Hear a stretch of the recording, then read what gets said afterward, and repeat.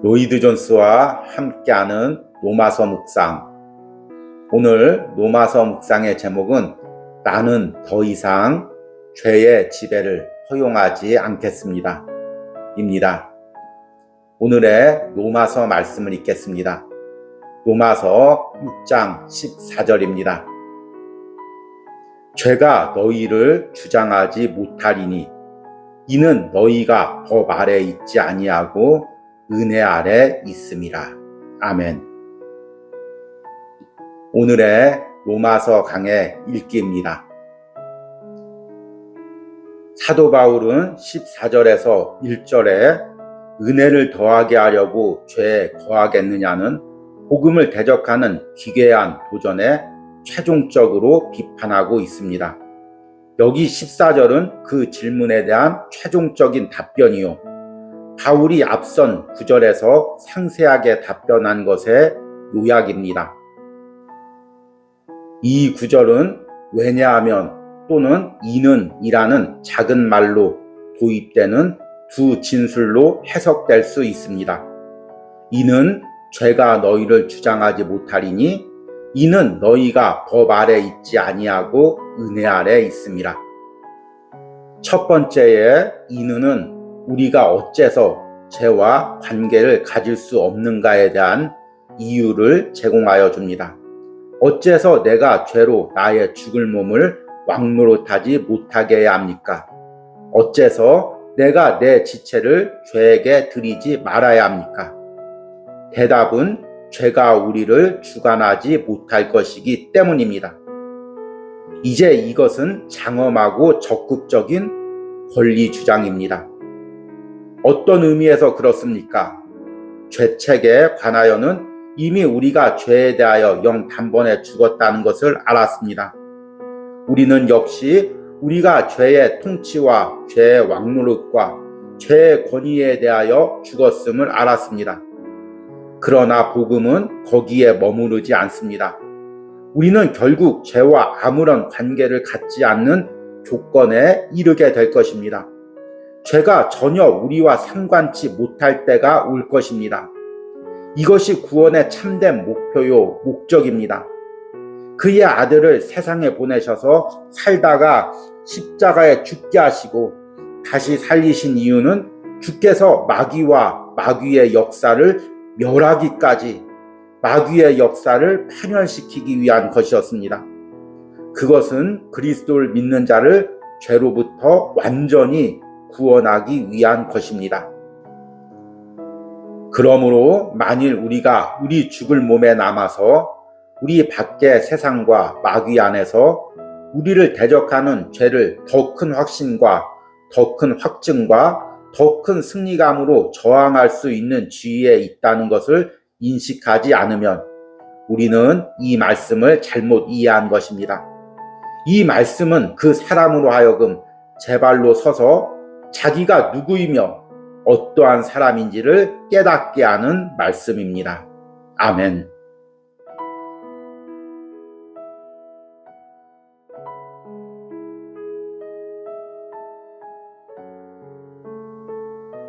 로이드 존스와 함께하는 로마서 묵상. 오늘 로마서 묵상 제목은 나는 은혜 아래 있습니다. 입니다. 오늘의 로마서 말씀을 읽겠습니다. 로마서 6장 14절입니다. 죄가 너희를 주장하지 못하리니 이는 너희가 법 아래 있지 아니하고 은혜 아래 있음이라. 아멘. 오늘의 로마서 강의 읽기입니다. 우리는 두 번째 왜냐하면 또는 이는을 살펴보아야겠습니다. 로마서에서 바울은 아주 강하고 확신 있는 어조로 죄가 그리스도인을 주장하지 못할 것이라고 선언합니다. 그리고 그 이유에 대해 왜냐하면 당신이 율법 아래 있지 않고 은혜 아래 있기 때문이다 라고 말하고 있습니다. 은혜가 어떻게 이런 일을 합니까? 은혜는 우리들 하나님과 우리 자신 사이에 새 언약을 소개해 줍니다. 그것은 옛 언약과 다릅니다. 그 차이는 무엇입니까? 먼저 하나님은 예수 그리스도 안에서 우리의 죄를 값없이 용서하여 주십니다. 너희 죄와 불의를 더 이상 기억하지 아니하고 영원히 지워버리겠다고 말씀하십니다. 세상 죄를 지고 가는 하나님의 어린 양이 그 모든 죄들을 도말하셨습니다. 그러나 그뿐 아닙니다. 옛 언약에서는 하나님은 백성들에게 율법이 기록된 후 돌판을 주셨습니다. 그러나 이제 새 언약 안에서는 내가 내 법을 그들의 마음에 둘 것이며 그들의 마음에 내 법을 기록할 것이라고 하였습니다. 그리스도인은 자기 밖에 있는 도덕률을 쳐다보는 사람이 아닙니다. 그는 자기 안에 있는 도덕률을 가지고 있습니다. 그들은 법이 그리스도인의 마음에 있으며 그의 존재의 가장 중요한 원리가 되는 그의 심정과 그 안에 그 법들이 기록되어 있습니다. 그 다음에 역시 하나님께서는 우리 안에 그 권능을 두십니다.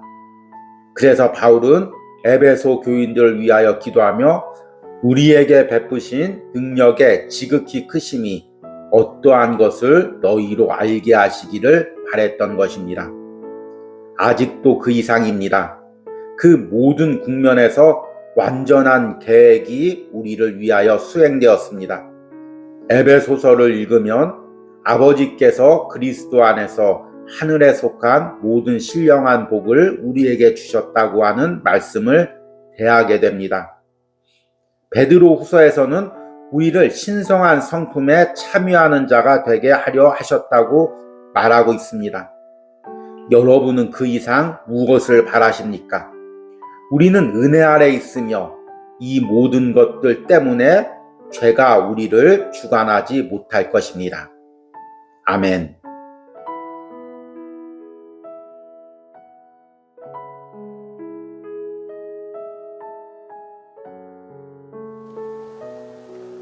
로이드 존스와 함께하는 노마서 묵상.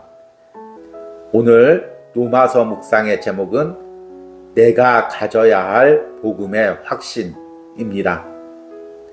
오늘의 노마서 말씀을 읽겠습니다. 노마서 6장 15절입니다. 그런즉 어찌하리요 우리가 법 아래 있지 아니하고 은혜 아래 있으니 죄를 지으리요 그럴 수 없느니라. 아멘. 오늘의 노마서 강의 읽기입니다. 이 말씀은 사도가 6장 1절에서 한 말을 되풀이하고 있음을 알게 됩니다. 그러나 이 말씀은 1절 질문과 유사하면서도 동시에 동일하지 않다는 것을 알게 됩니다. 그 차이의 첫째 진술은 우리가 법 아래 있지 아니하고 은혜 아래 있으니 죄를 지으리요입니다. 여기서 사용된 죄짓다는 말의 바른 의미를 안다는 것은 중요합니다. 그것은 고의적으로 고집스러운 죄를 의미합니다. 죄의 상태에 계속 머물고 계속 죄의 습관에 벗어나지 못하는 것을 의미합니다. 죄짓다는 어느 경우에나 죄와 함께 동행하는, 죄 가운데 고정되어 있는, 죄 안에 계속하고 있는 것을 의미합니다. 다시 말하면 고의적이고 회개할 줄 모르는 죄를 의미합니다. 만일 그 말이 그런 의미가 아니고 어떤 개별적인 죄를 행하는 것을 의미한다면 그리스도인이란 전혀 존재하지 않을 것입니다. 법 아래라고 말하고 있습니다. 그 말은 어떤 의식적인 율법을 의미하는 것이 아니고 도덕적인 법의 요구들을 의미합니다.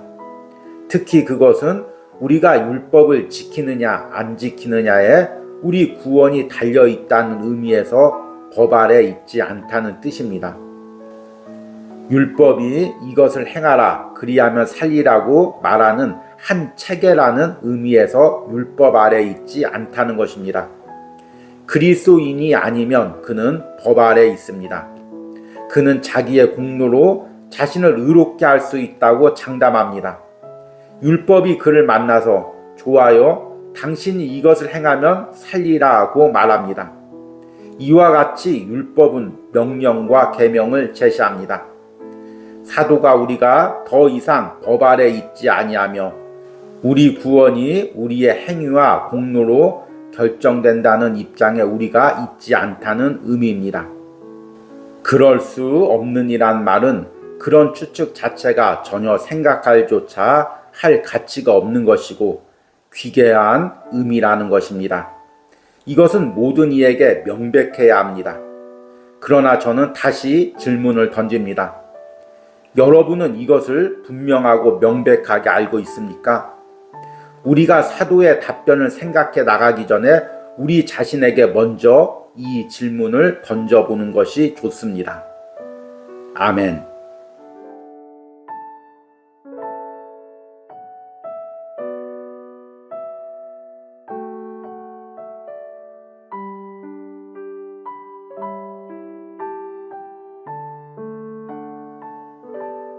로이드 존스와 함께하는 로마서 묵상. 오늘 로마서 묵상의 제목은 나는 두 주인을 섬길 수 없습니다. 입니다. 오늘의 로마서 말씀을 읽겠습니다. 로마서 6장 16절입니다.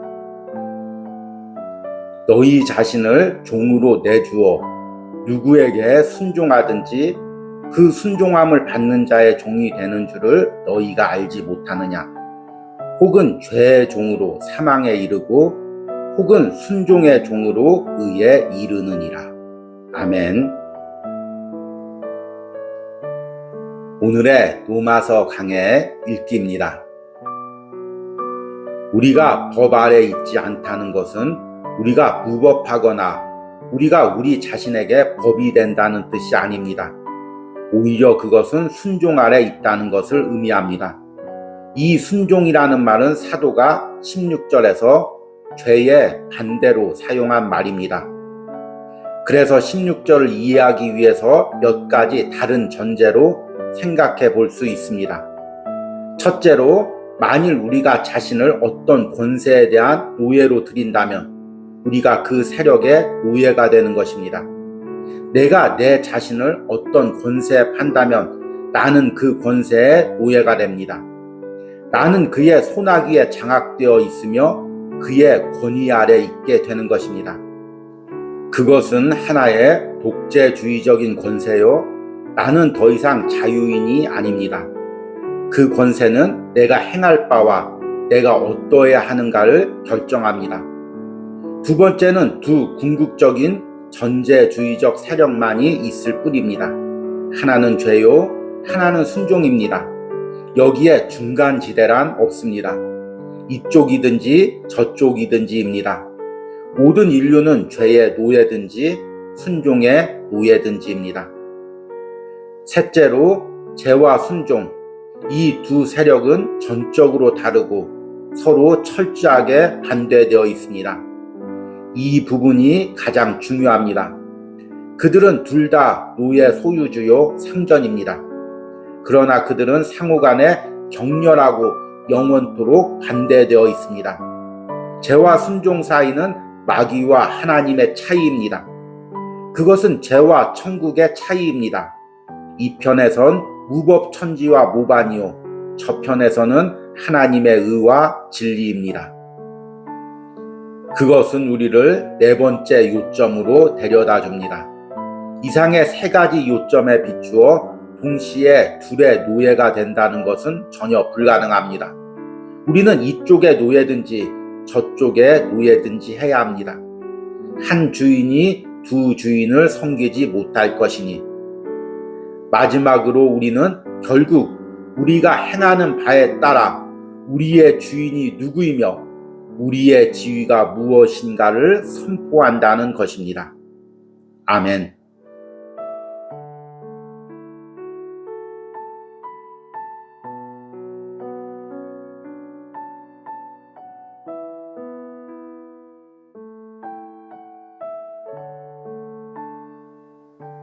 로이드 존스와 함께하는 로마서 묵상. 오늘 로마서 묵상의 제목은 삶으로 선포하는 구원입니다. 오늘의 로마서 말씀을 읽겠습니다. 로마서 6장 16절입니다. 너희 자신을 종으로 내주어 누구에게 순종하든지 그 순종함을 받는 자의 종이 되는 줄을 너희가 알지 못하느냐? 혹은 죄의 종으로 사망에 이르고 혹은 순종의 종으로 의에 이르느니라. 아멘. 오늘의 로마서 강의 읽기입니다. 16절에서 우리는 다음과 같은 결론에 이릅니다. 첫째, 우리를 소유하고 싶어하고 우리의 삶을 지배하고 싶어하는 두 큰 세력이 있습니다. 둘만이 있을 뿐입니다. 그들은 서로 간에 서로 용납되지 않는 적수입니다. 둘째, 누구든지 동시에 이 두 세력 모두 아래 있다는 것은 불가능합니다. 우리가 알아본 바와 같이 최종적인 요점은 우리가 살고 있는 방식으로 누구의 노예인가를 선포하고 있다는 것입니다. 노예 소유주는 어떤 류의 행동을 고집합니다. 그러므로 그 사람의 행동을 보면 그의 주인이 누구인지 말할 수 있습니다. 너희 자신을 종으로 누구에게 순종하든지 그 순종함을 받는 자의 종이 되는 줄을 너희가 알지 못하느냐? 마태복음 7장 16절에서 16절의 말씀을 기억합시다. 거짓 선지자들을 삼가라. 양의 옷을 입고 너희에게 나오나 속에는 노략질하는 일이라. 그들의 열매로 그들을 알지니 가시나무에서 포도를 또는 엉겅퀴에서 무화과를 따겠느냐. 그들의 열매로 그들을 알아보아야 합니다. 그것은 사도 바울이 말하고 있는 것과 똑같은 것입니다. 너희는 죄의 노예든지 순종의 노예든지이다. 너희의 신앙 고백이 어떠할지라도 너희의 이해와 지식이 어떠하다 하더라도 그것이 의의 열매를 내지 않는다면 그것은 비웃음거리요 거짓말이요 전혀 무가치한 것이다. 요한일서 1장 6절에서도 같은 맥락의 말씀을 봅니다. 만일 우리가 하나님과 사귐이 있다 하고 어둠에 행하면 거짓말을 하고 진리를 행하지 아니함이거니와. 바울도 같은 원리로 말합니다. 그럴 수 없느니라. 하나님의 은혜에 의하여 거듭난 사람은 그 안에 나쁜 열매가 아닌 좋은 열매를 내는 원리를 가지고 있습니다. 문제는 그 사람이 입은 양의 옷이 아닙니다. 그 안에 무엇이 있느냐, 그로부터 무엇이 나오느냐입니다. 그것은 그 사람 자신 안에 있습니다. 만일 우리가 참으로 은혜의 노예요, 순종의 노예요, 하나님의 노예라면 그것은 저절로 나타나게 되어 있습니다. 죄가 너희를 주관하지 못하리니 왜냐하면 은혜가 여러분을 주관하고 은혜가 자기의 목적을 이룰 것이며 무엇보다도 순종과 의의 열매를 맺게 될 것입니다. 아멘.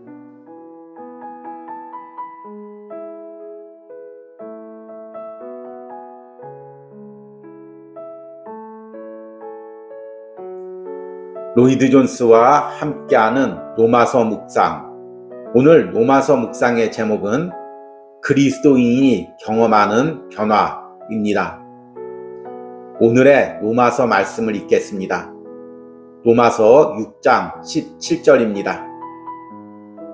하나님께 감사하리로다.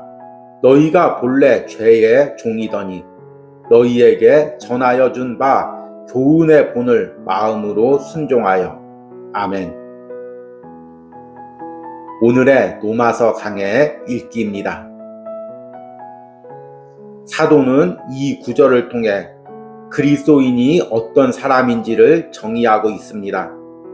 먼저 너희가 본래 죄의 종이더니 라는 말씀입니다. 그리스도인은 큰 변화를 경험한 사람입니다. 너희가 전에 그런 사람이었으나 이제는 더 이상 그렇지 않다. 너희는 이제 전적으로 다른 입장에 있다. 우리는 본성으로는 죄인이었습니다. 아무도 처음부터 그리스도인으로 태어나지 않았습니다. 그러므로 그리스도인이 되기 위하여 우리는 어떤 큰 변화를 가져와야 할 필요가 있습니다. 성경은 너희가 거듭나야 한다고 말합니다. 이것은 삶에서 어떤 것을 개선해야 한다거나 조금 더 바뀌어야 한다는 의미가 아닙니다. 너희는 반드시 거듭나야 된다입니다. 이 순간 강조하고 싶은 것은 이 변화의 크기입니다. 우리가 변화되었다는 것을 알거나 그리스도인이 어떤 변화를 겪어야 하는 사람임을 아는 것만으로는 충분하지 못합니다. 우리는 반드시 일어난 변화의 위대함에 대한 어떤 합당한 변화를 가져와야 합니다. 그것은 사람의 인격의 전체에 영향을 주는 변화입니다.